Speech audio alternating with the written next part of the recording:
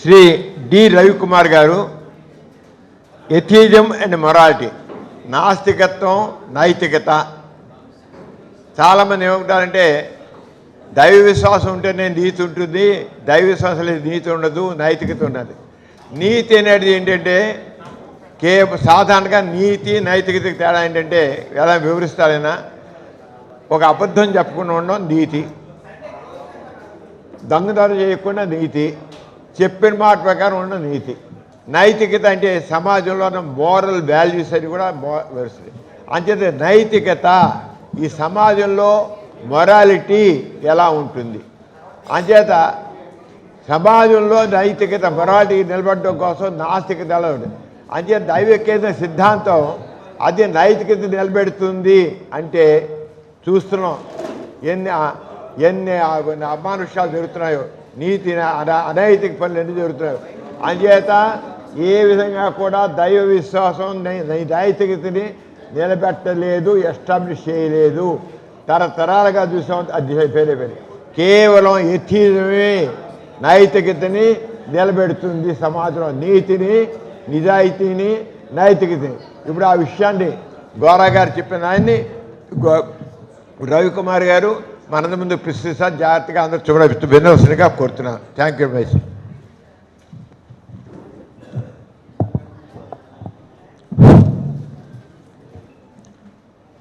అందరికీ నమస్కారం అండి.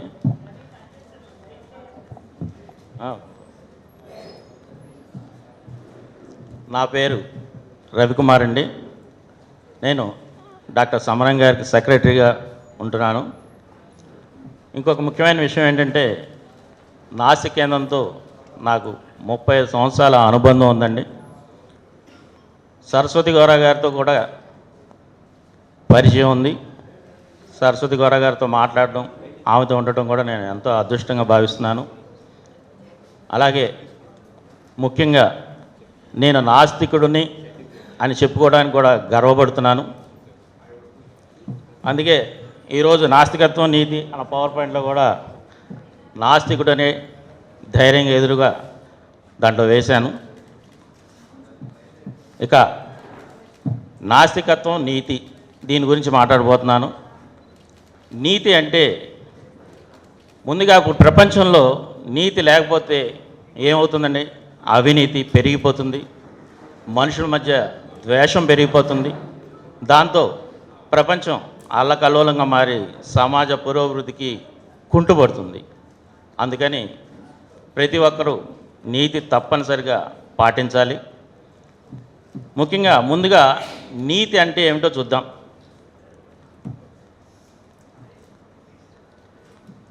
తనకు ఇతరులకు మేలు చేసే విధంగా, ఎవరికి హాని చేయకుండా న్యాయంగా బాధ్యతతో ప్రవర్తించడమే నీతి.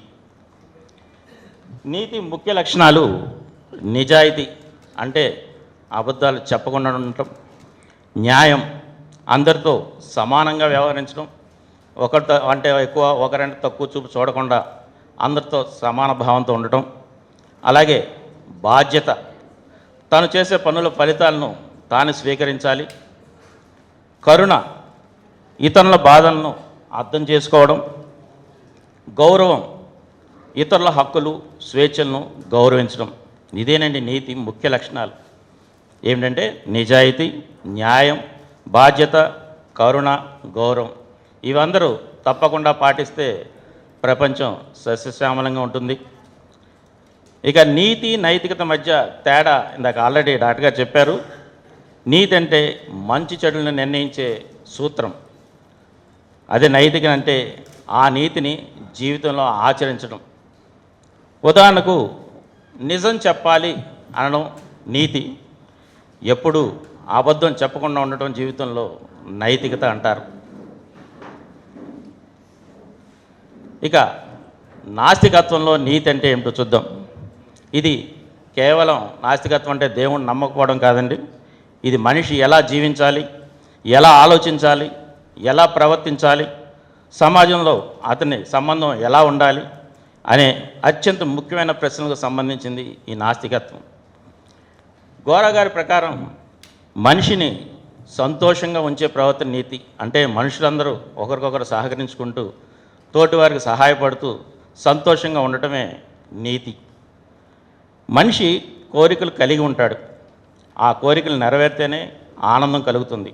కానీ కోరికలను వాటి నెరవేర్చే శక్తికి మధ్య సమతుల్యత ఉండాలి. అంటే బ్యాలెన్స్ ఉండాలి. అవి వాస్తవంగా సాధ్యమా కాదనేది కూడా చూసుకోవాలి. అది ఇతరులను హాని కలిగించకుండా ఉండేటట్టు కూడా చూసుకోవాలి. ఒక వ్యక్తి తన సామర్థ్యాన్ని మెరచి ఊహల్లో జీవిస్తే నిరాశ అవుతుంది. అలాగే కోరికలను పూర్తిగా చంపేస్తే జీవితం నిర్జీవంగా మారుతుంది. అందుకే నాస్తిక నీతి మనిషిని వాస్తవికత వైపు మళ్ళిస్తుంది. ఇక కోరికలు అనేవి ప్రతి ఒక్కరికి సహజం అండి. మరి కోరికలు తప్ప? కొంతమంది అంటారు కోరికలే అన్ని కష్టాలకు మూలమని. కానీ నాస్తిక దృష్టిలో కోరికలు సహజం. ఆహారం కావాలి, ఇల్లు కావాలి, గౌరవం కావాలి, ప్రేమ కావాలి. అవన్నీ మానవ అవసరాలు. కానీ కోరికలు వాస్తవికంగా ఉండాలి. ఇందా చెప్పుకున్నాం కదండి, అవసరాలకు తగిన కృషి ఉండాలి. కోరికలు నిందించకుండా వాటిని సాధించే సామర్థ్యాన్ని పెంచుకోవాలి. ఇక సామాజిక అభివృద్ధికి నీతి తప్పనిసరి. ముఖ్యంగా మనిషి అనాదిగా చూసుకుంటే 2 మార్గాల్లో ఎదిగాడండి. 1 సాధనాలు తయారు చేయడం, 2 సహచరులతో సహకరించడం. రాతి పనిముట్ల నుంచి ఇప్పుడు యంత్రాల వరకు వచ్చిన అభివృద్ధి అనేక తరాల కృషి ఫలితం. అలాగే చిన్న చిన్న గుంపుల నుంచి ఆధునిక సమాజాల వరకు వచ్చిన అభివృద్ధికి సహకార ఫలితం అది. అంటే మనిషి ఎప్పుడు ఒంటరిగా కాదు, సమాజంతో కలిసి ఎదిగాడు. కాబట్టి నీతి కూడా సామాజిక బాధ్యతతో ఉండాలి. అప్పుడే సామాజిక అభివృద్ధి సాధ్యమవుతుంది. ఇక నిజాయితీ అంటే ఏమిటి? గోరా గారు చెప్పిన అద్భుతమైన నిర్వచనం ఏమిటంటే, మాటలకు చేతలకు మధ్య స్థిరత్వమే నిజాయితీ. చెప్పేది ఒకటి, చేసేది ఇంకొకటి అంటే ఇది నిజాయితీ అవదు. నాస్తిక నీతిలో చేసింది చెప్పాలి, చెప్పింది చేయాలి. ఇదే నైతిక స్వేచ్ఛ.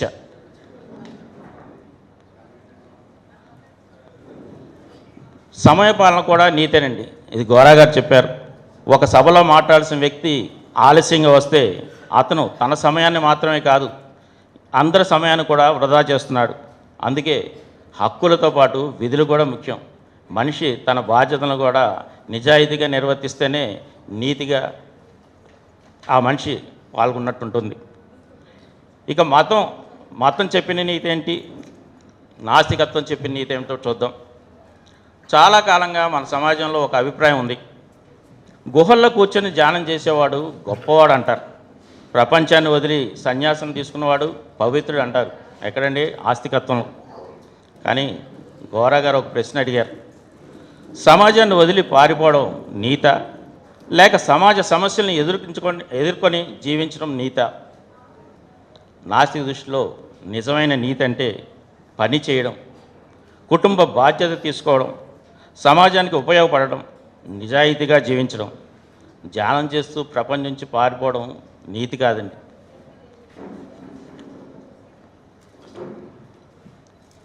ఇక మతం నీతి యొక్క పరిమితులు ఏమిటో చూద్దాం. మతం కొంతమందిని ప్రేమ కరుణ వైపు తీసుకెళ్ళింది. ఇది నిజమే. ప్రతి మతంలో తోటివారితో సహాయపడడం, అందరిని సంభావంగా చూడాలని చెప్పడం, ఇవన్నీ చెబుతుందండి. కానీ అదే సమయంలో కొన్ని ప్రమాదాలు ఉన్నాయి.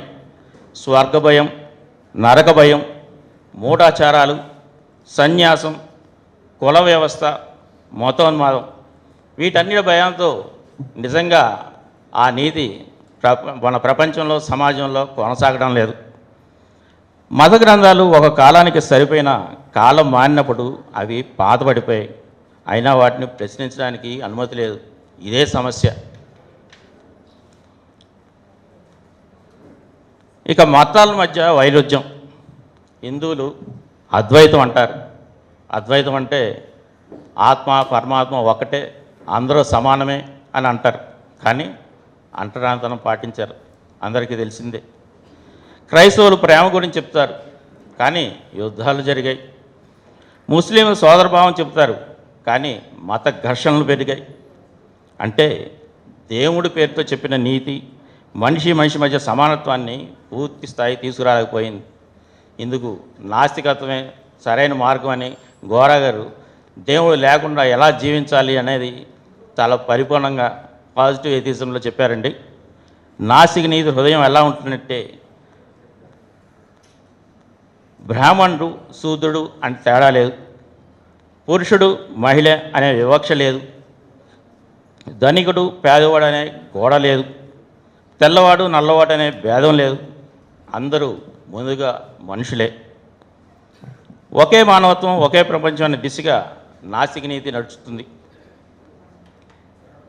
ఇక నాస్తికత్వం దృష్టిలో స్త్రీ స్వేచ్ఛ ఎలా ఉంటుంది? నాస్తికత్వంలో నీతి మహిళను ఎప్పుడూ బంధించనండి, మహిళకు పూర్తి స్వేచ్ఛనిస్తుంది. ఆమెకు భద్రత, స్వేచ్ఛ, సమానత్వం, గౌరవం, సాధికారత అన్నీ సమాన హక్కులుగా గుర్తిస్తుంది. ఆస్తికత్వంలోని పురాణాల్లో స్త్రీని దేవతగా పూజించారు, కానీ నిజ జీవితంలో ఒక బానిసగా హీనంగా చూస్తూ కేవలం వంటగదికే పరిమితం చేశారు. కానీ నాస్తికత్వంలో స్త్రీ పురుషులు ఇరువురూ సమానమే. పురుషునితో సమానంగా స్త్రీ గౌరవింపబడుతుంది.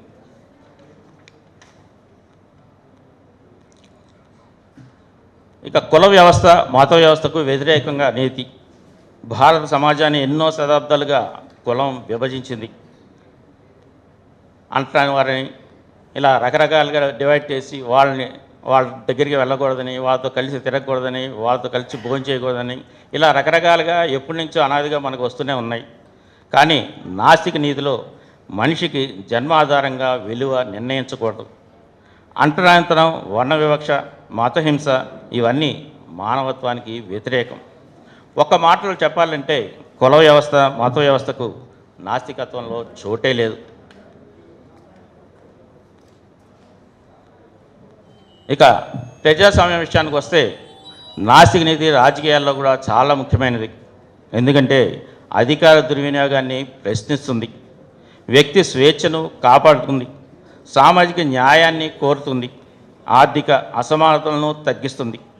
ప్రభుత్వం ప్రజల సేవ కోసం ఉండాలి, కానీ నియంత్రణ కోసం కాదు. ఇక నీతి అంటున్నాం. నాస్తిక సమాజంలో వ్యక్తి అసలు నైతికంగా ఎలా ఉండాలి? ఒకటి, నిజాయితీ. వ్యక్తి మాటలు, పనిలో నిజాయితీ ఉండాలి. సమాజ విశ్వాసం నిలవాలనే బాధ్యతతో నిజంగా మాట్లాడాలి, నిజంతో ఉండాలి. ఇక 2, బాధ్యతాభావం. తన పనుల ఫలితాన్ని తానే బాధ్యుడని తెలుసుకోవాలి. తప్పు చేస్తే దాని ప్రభావం కుటుంబం, సమాజం మీద పడుతుందని అర్థం చేసుకోవాలి. ఇక 3, మానవతా దృక్పథం. మనిషిని మతం, కులం, జాతి, లింగం ఆధారంగా కాకుండా సమానంగా చూడాలి. ఇతరుల సుఖదుఖాలను గౌరవించడం నైతికతకు పునాది. 4, హేతుబద్ధ ఆలోచన. ఏది మంచిది, ఏది హానికరం అనే విషయాలను విచక్షణతో పరిశీలించి నిర్ణయాలు తీసుకోవాలి. మూఢనమ్మకాలను పారదోలే శాస్త్రీయ దృక్పథం ఎంతో అవసరం. ఇక 5, సహకారం, సహజీవనం. సమాజం పరస్పర సహకారంతోనే ముందుకు సాగుతుంది. నాకు మాత్రమే కాదు, అందరికీ మేలు జరగాలనే భావన ప్రతి ఒక్కరిలో ఉండాలి. ఇక నాస్తిక సమాజంలో నీతి ఎలా నిలబడుతుంది? 1, భయంతో కాదు, అవగాహనతో. అంటే పాపం చేస్తే శిక్ష అనే భయంతో కాదు, తప్పు చేస్తే సమాజానికి నష్టం అనే అవగాహనతో నీతి నిలబడాలి. ప్రతి ఒక్కరూ ఆ దృక్కోణంలో ఆలోచించాలి. ఇక విద్య ద్వారా పిల్లలకు చిన్నప్పటి నుంచే నిజాయితీ, సమానత్వం, శాస్త్రీయ దృక్పథం, మానవ హక్కుల గురించి నేర్పాలి. చట్టాలు. సమాజ నియమాలు అందరి మేలు కోసం ఉంటాయి. చట్టాలను గౌరవించడం నైతిక బాధ్యతగా భావించాలి. తప్పు చేస్తే శిక్ష ఇక్కడే పడుతుందని తెలుసుకోవాలి. విమర్శను అంగీకరించడం. తప్పు జరిగితే దాన్ని సరిదిద్దుకునే సంస్కృతి ఉండాలి. ప్రశ్నించడం, చర్చించడం, ఆలోచించడం నాస్తిక సమాజానికి బలం. ఇక సమానత్వం. కులం, మతం, లింగం, ఆర్థిక స్థితి ఆధారంగా వివక్ష లేకుండా వ్యవహరించడం ద్వారా నైతిక సమాజం ఏర్పడుతుంది. ఇప్పుడు ఆధునిక సమాజంలో ఉన్నాం మనం. కానీ ఆధునిక సమాజంలో మనిషి చంద్రుడిపై అడుగుపెట్టాడు, అణుశక్తిని సృష్టించాడు, కృత్రిమ మేధస్సును నిర్మించాడు. కానీ ఇంకా కులం పేరుతో కొట్టుకుంటున్నాడు, మతం పేరుతో చూస్తున్నాడు, మహిళలను అణిచివేస్తున్నాడు, మూఢనమ్మకాలతో జీవిస్తున్నాడు. అంటే శాసనంలో అభివృద్ధి జరిగింది కానీ నీతి ప్రయాణం ఇంకా చీకట్లలోనే ఉంది. ఆ ప్రయాణానికి నాసిక నీతి ఒక వెలుగునిస్తుంది.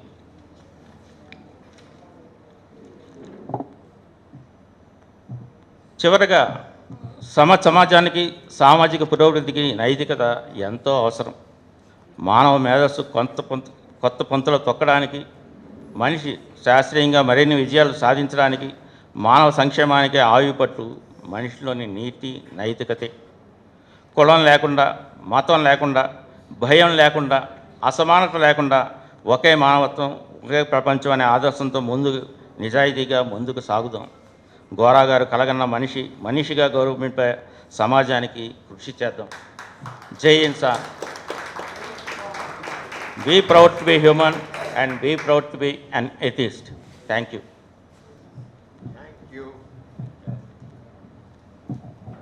రవికుమార్ గారు చాలా చక్కగా నాస్తికత్వం, నైతికత, నీతి అనేది గోరా గారు ఏదైతే పాజిటివిజంలో చెప్పారో చాలా వివరంగా ఆయన వివరించారు. ధన్యవాదాలు. Excellently presented. చాలా బాగుంది. ఒక ఆస్తికత్వం ద్వారా నీతి నిలబడదు. ఎందుకంటే దానికి వాళ్ళు నీతి అనేది మోక్షం కోసం లేదా స్వర్గం కోసం అవేవి నిజాలు కాదు. మోక్షం కోసం రావాలి, నీతి మోక్షం కోసం బతకాలి. మనిషి నీతిగా బతకడం అంటే వాడు పుట్టకని చస్తేనే స్వర్గం వస్తుంది. అంచేత నీతి అనేది సామాజిక అవసరం. గోరా గారి విషయం చాలా స్పష్టం చెప్పారు. రవికుమార్ గారు చాలా చక్కగా వివరించారు. అంతేగాని ఇంకొకటి, ఎవరు ఇక్కడైతే అక్కడ దేవుడు శిక్షిస్తారు రా, తప్పు పోలే మన ఊరుకో, దేవుడు చూసుకుంటాడులే, వాడు నరకానికి పోతాడులే అంటాడు. వాడు ఎంత అభిమానం చేసినా సరే నరకానికి పోతాడులే అని. నరకానికి పోయేది అని చేత అవినీతి జరుగుతుంది. అందుకని ఎన్ని అమానుషాలు ఉండాలో అన్ని అమానుషాలు ఉన్నాయి. ఎంత దోపిడీ ఉండాలో అంత దోపిడీ ఈ సమాజంలో ఉంది. ఆస్తి సమాజంలో దోపిడీ కారణం ఈ దేవుడు, దైవభీతి, ఇవి అర్థం ఇవే పని చేయవు. నాస్తికత. ఎవరైనా తప్పు చేస్తే చెక్ చేసేది ఎవరు? తోటి మనిషే. నువ్వు చెప్పిందేంటి, చేసిందేంటి, ఏం చేస్తున్నావు అంటే వెంటనే చెక్ చేయడం ఉంటుంది నాస్తికత. దీంట్లో నా సమాజంలో ఎవడో అక్కడ దేవుడు కాదు, ఇంకా పక్క మనిషే నిలదీస్తాడు. అందుకని సమాజంలో నైతికత నాస్తికత్వం ద్వారా నాస్తిక సమాజంలోనే ఉంటుంది. అంతేగాని వాడు ఎంత అదప్పలు చేసినా ఎంత చంపుతున్నా దేవుడు చూసుకుంటాడు, నరకానికి పోతాడులే అని నిర్లిప్తత అనేది ఆ సమాజంతో నాస్తిక సమాజంలో అది ఉండదు. చాలా స్పష్టంగా చెప్పారు. Thank you very much. Excellent presented. So nice. ఈ కార్యక్రమం మీకు ఎంతో నచ్చింది కదా. ఇటువంటి మరిన్ని వీడియోల కోసం అనతి కాలంలోనే 21 కోట్ల వ్యూస్ సాధించిన సమరం ఛానల్స్ సమర్పించు ఎథిక్స్ సెంటర్ ఛానల్కు సబ్స్క్రైబ్ చేయండి, లైక్ చేయండి, మీ ఫ్రెండ్స్కి షేర్ చేయండి. అలాగే ప్రక్కనున్న గంట సింబల్ని ప్రెస్ చేయడం మర్చిపోకండి.